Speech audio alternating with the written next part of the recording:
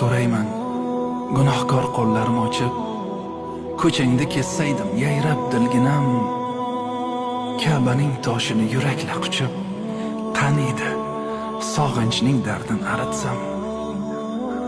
Suyugim, sarvarim Rasulullohning yonlarida turib aytsam salovat, ketardi tashvishi butun dunyoning va qalbim topardi bunda halovat.